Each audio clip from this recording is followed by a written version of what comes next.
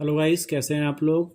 चलिए आज हम लोग अपना साइबर सिक्योरिटी क्लास में इन how to develop secure information systems के बारे में बात करेंगे। This is Prabhat Tiwari. Welcome to my YouTube channel Swadhyay tutorials. अच्छा, अभी देखिए, कोई भी इंफॉर्मेशन सिस्टम सिक्योर तब होगा जब उसमें 5 चीज़ें हम इंक्लूड करेंगे। अब 5 चीज़ों में क्या क्या चीज़ें आती हैं इसे देखने के लिए हम अगली स्लाइड पर जाते हैं और बहुत ध्यान से समझते हैं। तो हमें 5 चीज़ें मिलेंगी और वो हैं confidentiality, integrity, availability, authentication and authorisation. अब कॉन्फिडेंशियलिटी के बारे में अगर हम बात करें तो बस सीधी सी बात है, समझने वाली बात है कि जो भी हम डेटा है वो कॉन्फिडेंशियल होना चाहिए। अब कॉन्फिडेंशियल होना चाहिए, इसका मतलब ये है कि जो अनऑथराइज्ड एक्सेस है वो उसे यूज़ ना कर पाए। इसको इस तरह समझने की ज़रूरत है कि जो हम एक व्हाट्सएप का मैसेज एक जगह से दूसरी जगह भेजते हैं वो एक कॉन्फिडेंशियल मैसेज है। वो हम जिसको भेज रहे हैं उसी के लिए है, किसी और के लिए नहीं है। या हम जो मेल कर रहे हैं, एक आदमी जो दूसरे आदमी को मेल कर रहा है वो जिसको मेल कर रहा है उसी के लिए बनाया गया है।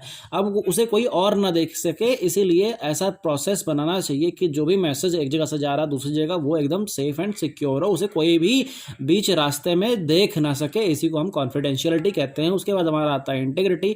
इंटीग्रिटी का मतलब होता है ऑल्टरेशन। मान लीजिए कि कोई अब पहला अगर पार्ट कॉन्फिडेंशियलिटी अगर कॉम्प्रोमाइज़ हो गया तो हम इंटीग्रिटी भी नहीं बचा पाएंगे। देखिए कैसे समझते हैं इसको, कि इसमें क्या होता है कॉन्फिडेंशियलिटी। अगर मान लीजिए कोई आपका जो मैसेज था वो देख ले। अब हो सकता है मैसेज सेंडर के पास पहुंचने से पहले कोई देख ले। अगर देख सकता है तो वो ऑल्टर भी कर सकता है, चेंज भी कर सकता है। हो सकता है उसे चेंज कर दे। मैंने मान लीजिए आपको लिखा कि हाउ आर यू, आप कैसे हैं, और उसमें आपके पास मैसेज आया कि आई विल किल यू, तो इसे कहते हैं कि मैसेज को ऑल्टर कर देना। अब ये क्या है, इंटीग्रिटी कॉम्प्रोमाइज़ हो रही है। कॉन्फिडेंशियलिटी अगर कॉम्प्रोमाइज़ होगी तो इंटीग्रिटी भी कॉम्प्रोमाइज़ हो सकती है।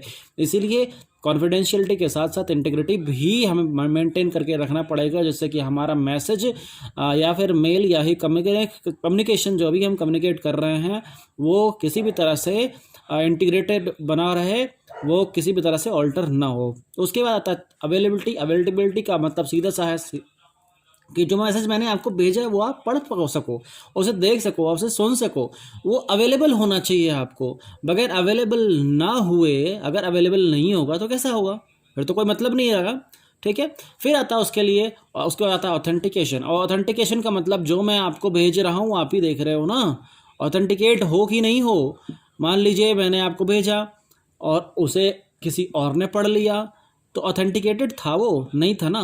तो इसलिए हम इसमें पासवर्ड प्रोटेक्शन जैसी चीज़ें रखते हैं कि अगर आप ऑथेंटिकेटेड हो तो अपना पासवर्ड डालोगे और उसे आप खोल लोगे। जैसे कि हम क्रेडिट कार्ड के बिल या एटीएम के बिल वगैरह जो हमारे मेल पर आते हैं उन्हें देखने के लिए, स्टेटमेंट को देखने के लिए हम कुछ ना कुछ उसमें इनपुट डालते हैं जिसके थ्रू हम उसे देख पाते हैं।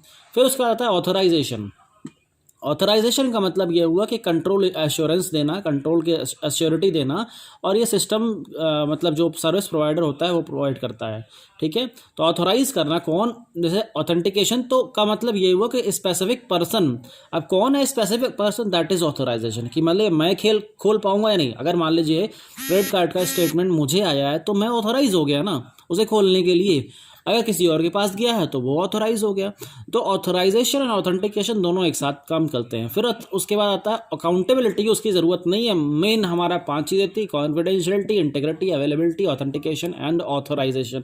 अगर ये सारी चीज़ें 5 चीज़ें इन्वॉल्व होती हैं तो तभी हम किसी इंफॉर्मेशन सिस्टम की सिक्योरिटी को डेवलप कर सकते हैं। डेवलप करने के लिए हमें इन 5 चीज़ों की ज़रूरत है, बहुत ज़्यादा है।